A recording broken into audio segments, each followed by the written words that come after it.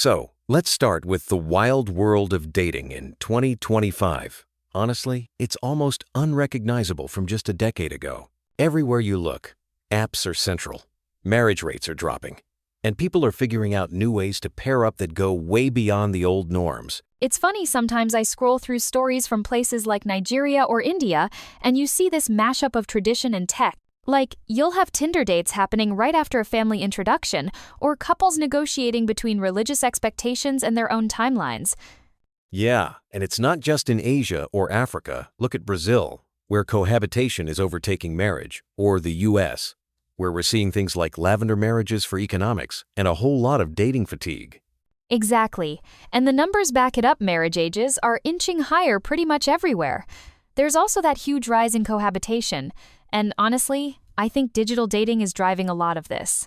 People have so many more choices, but maybe more uncertainty too. That brings us to this whole red pill phenomenon.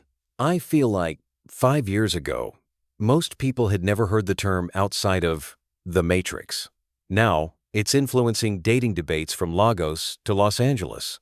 What surprises me most is how quickly it went from niche internet forums to mainstream conversations. In India, for example, it's popping up on YouTube and Instagram, and in Russia, it's even blending with state-backed traditionalism. And the appeal seems pretty consistent across countries. Younger men frustrated by job markets or feeling like dating's stacked against them.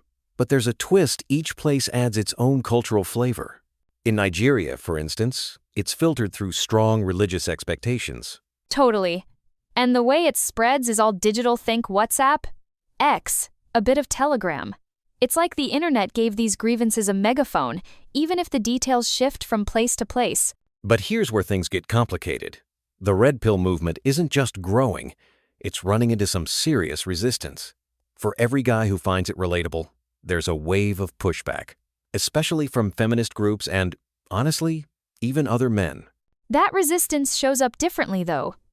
In the US and Australia, women are actively avoiding red pill men, calling the ideology toxic.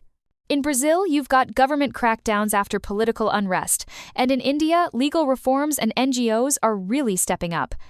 And there's this isolation factor, too. Like in Nigeria, red pill followers can get labeled troubled or fringe, partly because the culture already has strong patriarchal norms. Yeah, and even within those groups, there's division. Some splinter into more extreme black pill offshoots. At the same time, mainstream culture or governments often label them extremist or simply shut them out of the conversation. What's fascinating is just how global this has become. We're not just looking at homegrown movements now. Religious networks and political groups are coordinating across continents, sharing resources and strategies online. Right.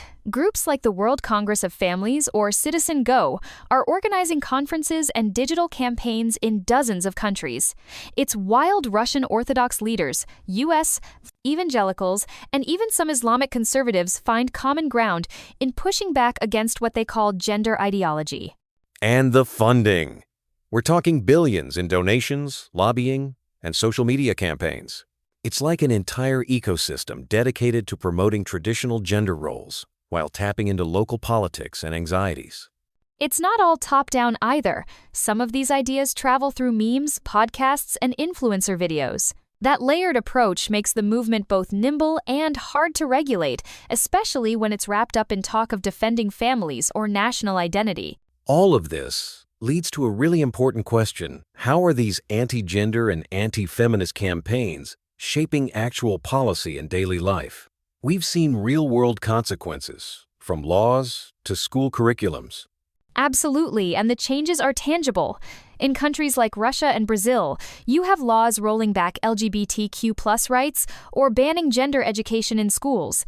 The US just hit a record for anti-trans bills in 2025. It's not just online talk, it's changing lives. Yet, counter-movements are fighting back, too. LGBTQ+ groups, feminist organizations, and youth activists are pushing for inclusivity and equality, even as they face repression or smear campaigns. Honestly, it feels like a tug of war. On one side, there's this powerful global network resisting gender equality. On the other, there's a new generation that's more connected and outspoken than ever.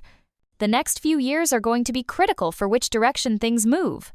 So after all that, I keep coming back to this. With dating and gender politics so in flux, how do we actually move forward? Can there be dialogue, or are we just locked in perpetual backlash? I think there's hope, but it's messy. Balanced education and open conversations seem key. There's so much noise online, but when people actually listen to each other, maybe around real stories or shared challenges, things shift a bit. And monitoring those digital platforms is going to matter more than ever. If we can promote informed debate instead of just amplifying outrage, maybe we can create space for more nuanced, inclusive conversations. Here's hoping. The stakes are high: gender equality, personal freedom, even things like who gets to define family or love. If nothing else, these global trends show we're all connected, for better and for worse.